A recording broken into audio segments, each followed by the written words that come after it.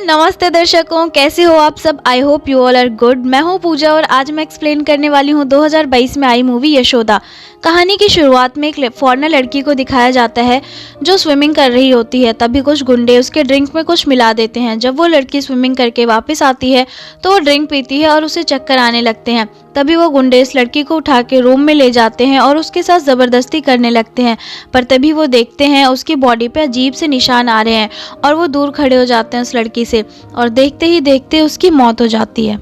अब जब पुलिस के पास ये केस आता है तो उन्हें पता चलता है ओलिविया जिस लड़की की मौत हुई उसकी बॉडी में 2 अलग टाइप के ड्रग्स पाए गए हैं। एक ड्रग्स को तो वो रिकॉग्नाइज कर लेते हैं पर दूसरा ड्रग उन्हें समझ में नहीं आता है।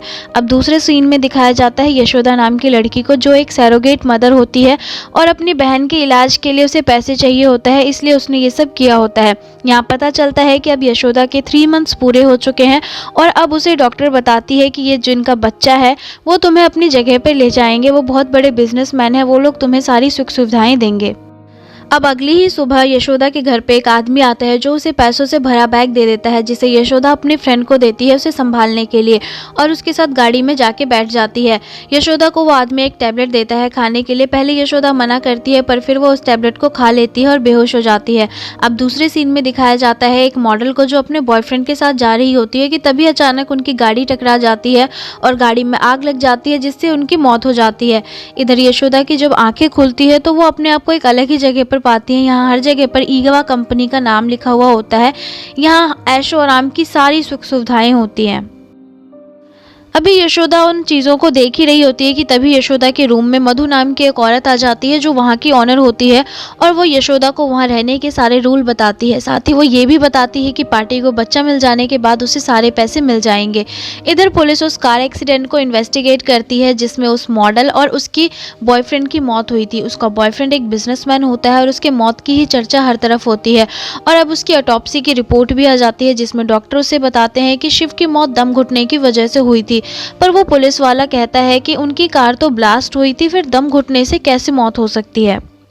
ऋषि यानी कि वो इंस्पेक्टर जो इस केस को इन्वेस्टिगेट कर रहा होता है वो कमिश्नर को आके सारी बातें बताता है तो कमिश्नर कहता है फिर देर किस बात की है, तो ओपन एंड शट केस है।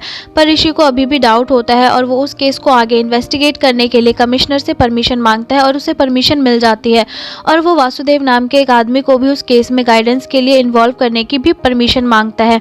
वासुदेव भी एक पुलिस वाला था पर उसके एक पैर में दिक्कत हो जाती है और अब वो पुलिस की ट्रेनिंग देता है। वो काफ़ी इंटेलिजेंट एंड एक्सपर्ट है। इधर यशोदा को दिखाया जाता है जिसकी मुलाकात डॉक्टर गौतम से होती है। वही वहाँ के सभी सैरोगेट मदर की स्कैनिंग करता है। धीरे धीरे टाइम बीतने के साथ ही यशोदा डॉक्टर गौतम को लाइक करने लगती है और ऐसा लगता है जैसे गौतम भी यशोदा को लाइक करता है। इसके साथ ही यहाँ यशोदा की मुलाकात और भी सैरोगेट मदर से होती है और उसे पता चलता है कि यहाँ सभी गरीब हैं और किसी न किसी ज़रूरत की वजह से सैरोगेट मदर बनने को तैयार हो गए हैं। अगले सीन में एक तरफ वासुदेव ऋषि को बताता है कि शिव का मर्डर हुआ है, दूसरी तरफ वो ये भी बताता है कि हो सकता है ये मर्डर मॉडल आरुषि को मारने के लिए किया गया हो क्योंकि कुछ दिन पहले शिव अकेला ही ट्रेवल कर रहा था।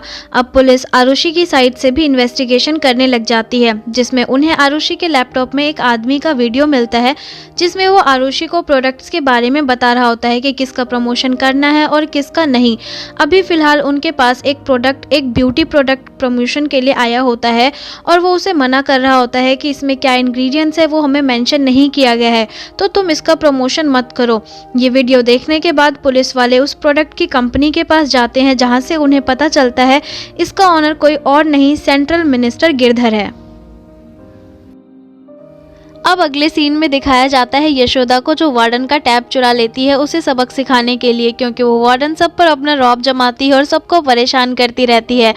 इधर पुलिस वाले उस आदमी को ढूंढते हुए उसके घर पर जाते हैं जो उस वीडियो में था पर वहाँ उनको पता चलता है कि इसका भी मर्डर हो गया है। अब पुलिस को वहाँ इन्वेस्टिगेट करने के बाद कुछ केमिकल्स मिलते हैं और वो उसे लैब में टेस्ट करने के लिए भेज देते हैं। केमिकल को टेस्ट करने के बाद लैब का डॉक्टर ऋषि को कॉल करता है और उसे बोलता है ये केमिकल और कुछ दिन पहले जो ओलिविया का मर्डर हुआ था उसके शरीर में जो मिस्टीरियस केमिकल पाए गए थे वो दोनों ही सेम है। मैं और आगे एग्जामिन करके तुम्हें रिपोर्ट भेजूंगा। पर एक आदमी उस डॉक्टर का भी मर्डर कर देता है। दूसरे सीन में दिखाया जाता है उन सैरोगेट मदर्स में से एक काजल नाम की लड़की को पेन होता है और उसे एक अलग रूम में ले जाया जाता है जहां किसी का आना अलाउड नहीं था। थोड़ी देर बाद मधु आती है और सबको बताती है कि काजल के पेट में जो बच्चा था वो 2 दिन पहले ही मर चुका था। ये सब सुन के वो मधु से पूछते हैं कि काजल कहाँ है। वो कहती है कि हमने उसे घर भेज दिया। ये सब जानकर वहाँ की बाकी लड़कियों को बहुत अजीब लगता है। दूसरी तरफ ऋषि वासुदेव आरुषि एंड शिव के मर्डर केस को इन्वेस्टिगेट कर रहे होते हैं जिसमें उनके एक साथी अनवर की मौत भी हो जाती है। ऋषि वासुदेव और उसकी टीम कमिश्नर से डिस्कस करते हैं कि फॉरेन कंट्री से बड़े बड़े मॉडल्स और एक्ट्रेस इंडिया में हर साल 2-3 दिन के लिए आते हैं और इस बार इटली से कोई मॉडल आने वाली है, हमें उस पर नज़र रखनी पड़ेगी, इससे हमें ओलिविया के मर्डर केस में हेल्प मिलेगी। इधर यशोदा को दिखाया जाता है जिसे यहाँ सब अटपटा लग रहा होता है और वो विंडो के बाहर बैठे एक कबूतर को भी डेली देखती है और आज उसे पकड़ने का सोचती है और वो विंडो को तोड़ के जैसे ही उस कबूतर को पकड़ने लगती है उसे पता चलता है ये एक बस बड़ी स्क्रीन है। अब उसे पता चल जाता है कि इन लोगों ने यहाँ उन्हें धोखे में रखा हुआ है और वो डॉक्टर गौतम का कार्ड चुराकर उस ऑपरेशन थिएटर में जाने की कोशिश करती है, पर तभी वहाँ जेनी आ जाती है जो उन सैरोगेट मदर में से एक लड़की होती है और वो यशोदा को बताती है कि तुम इस रूम में जाना चाहती हो पर वहाँ पे बहुत अंधेरा होगा और वहाँ तुम्हें स्पेशल ग्लासेस भी पहनने पड़ेंगे। तभी यशोदा जेनी से पूछती है ये सब तुम्हें कैसे पता, और वो बताती है कि वो उस कंपनी की तरफ से ही है, उसे उन लड़कियों में शामिल उन पर नज़र रखने के लिए ही किया गया था और वो प्रेग्नेंट होने का भी बस नाटक कर रही होती है। फिर यशोदा और जेनी के बीच काफ़ी ज़बरदस्त लड़ाई होती है और यशोदा जेनी को मार देती है। ये सब मधु को पता चल जाता है और इधर यशोदा एक और सीक्रेट रूम में जाती है जहाँ उसे लीला और काजल की डेथ बॉडीज़ मिलती है और साथ ही वहाँ पे और भी लड़कियों की डेथ बॉडीज़ मिलती है। ये सब देख के वो बहुत ज़्यादा परेशान हो जाती है और आगे जाने पर उसे बड़े बड़े बॉटल्स में फेटल्स नज़र आते हैं जिन्हें देख के ऐसा लगता है जैसे उनको प्रिजर्व करके रखा गया हो। तभी वहाँ का गार्ड यशोदा को पकड़ लेता है और उनके बीच भी काफ़ी लड़ाई होती है और यशोदा उस गार्ड को भी मार देती है। इधर दूसरे सीन में दिखाया जाता है कि ऋषि और वासुदेव के हाथ से वो इटालियन लड़की निकल जाती है और कुछ लोग उन्हें पकड़ लेते हैं और बंदी बना लेते हैं। इधर यशोदा मधु को पकड़ लेती है और उससे पूछती है कि तुमने ये सब क्यों किया। तभी वहाँ गौतम आ जाता है और वो भी यशोदा को कहने लगता है कि तुम मार दो मधु को, यहाँ सब इलीगल है, और यशोदा को अपनी बातों में फंसाकर उसे चेयर से बांध देता है। और अब वो यशोदा को सारी बातें बताते हैं कि वो ऐसा क्यों कर रहे हैं और कहानी जाती है फिर फ्लैशबैक में, जहां दिखाया जाता है सेंट्रल मिनिस्टर गिरधर एक कॉलेज में भाषण दे रहा होता है किसी ब्यूटी कॉन्टेस्ट में और वो आंतरिक सुंदरता को इम्पोर्टेंट बताता है। पर तभी वहाँ एक लड़की आउटर ब्यूटी के बारे में बोलने लगती है और वो मंत्री के सारे सवालों का जवाब देती है। उनकी बहस भी हो जाती है जिसमें वो डट के मंत्री का मुकाबला करती है और ये लड़की कोई और नहीं मधु ही होती है। मंत्री को मधु का अंदाज काफ़ी पसंद आता है और वो मधु को शादी के लिए प्रपोज कर देता है। मधु मंत्री का पैसा देखकर उसे हाँ कर देती है और उनकी शादी हो जाती है। पर मधु उसे कहती है उसे बच्चा नहीं चाहिए क्योंकि इससे उसकी खूबसूरती खराब हो जाएगी। पर फिर भी मधु प्रेग्नेंट हो जाती है और इसके साथ ही उसे एक अजीब बीमारी हो जाती है जिसकी वजह से वो काफ़ी बदसूरत दिखने लगती है और फिर वो मंत्री भी उसे छोड़ देता है। फिर हॉस्पिटल के रूम में गौतम मधु के पास आता है जो किसी टाइम में मधु के साथ ही कॉलेज में था और उसको काफ़ी पसंद भी करता था और उसने मधु को प्रपोज भी किया था, पर मधु गौतम को मना कर देती है। पर अभी भी गौतम मधु की हेल्प के लिए तैयार होता है। वो अपने कॉलेज टाइम से ही जीनियस था। वो मधु को अपने लैब में ले जाता है और उस पर काफ़ी सारे एक्सपेरिमेंट्स करता है एंड एट लास्ट उसे सक्सेस मिल जाती है और वो मधु को फिर से पहले जैसा खूबसूरत बना देता है।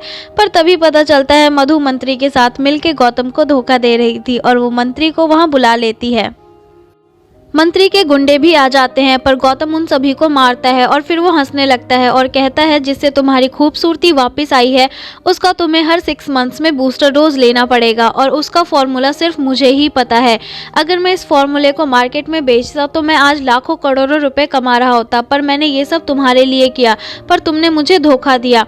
पर फिर मंत्री कहता है कि तुम्हें मधु चाहिए और मुझे पैसा, तो क्यों ना हम तीनों मिलकर ऐसा काम करें कि हम तीनों का ही फायदा हो और हम तीनों खुश रहे। तो ऐसा ही होता है। वो एक ब्यूटी प्रोडक्ट बनाते हैं और देश विदेश में भी लोगों से बात करते हैं और उनको वो प्रोडक्ट सेल करते हैं।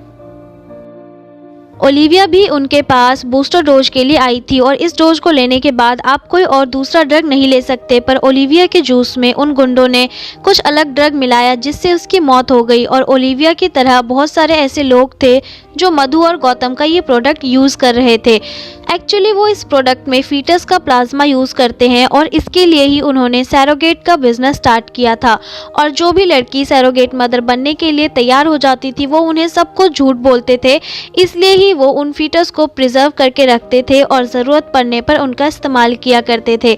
अब वो मॉडल आरुषि का भी बताते हैं कि उन्होंने उसे मरवाया था क्योंकि उनके प्रोडक्ट के बारे में इन्वेस्टिगेशन कर रही थी। लैब के डॉक्टर को भी उन्होंने ही मरवाया था। इधर ऋषि को पता चलता है कि कमिश्नर भी उनके साथ मिला हुआ था, तभी वो रास्ते में आने वाले सारे लोगों को मारते गए और सबूत मिटाते गए क्योंकि कमिश्नर ही उन्हें सारी इन्फॉर्मेशन दे रहा था। अब अगले सीन में दिखाया जाता है कि यशोदा किसी तरह खुद को उनके चंगुल से निकालती है और उनसे बंदूक छीन के गौतम के सिर पे रख देती है। और फिर कमिश्नर देखता है कि यहाँ वीडियो कॉन्फ्रेंस चल रही है और तभी पता चलता है यशोदा कोई आम लड़की नहीं बल्कि पुलिस की ट्रेनिंग लेके तैयार करके भेजी गई एक लड़की है। एक्चुअली यशोदा पुलिस में जाना चाहती थी और इसके लिए उसने ट्रेनिंग भी ली, पर सिलेक्शन के टाइम पे एक पुलिस वाला उसे अपने साथ सोने के लिए बोलता है और कहता है या तो तुम मेरे साथ सो या फिर बहुत सारे पैसे लेके आओ। उसकी एक छोटी बहन भी होती है जिसे ये सब पता चल जाता है। यशोदा वासुदेव की ही स्टूडेंट होती है। जब उसकी छोटी बहन को ये सब पता चलता है तो वो पैसों के लिए सरोगेट मदर बन जाती है और यशोदा यहाँ अपनी बहन को ही ढूंढने के लिए आई होती है। वहाँ वो सारे गुंडों को मारती है और अपनी बहन को भी ढूंढती है।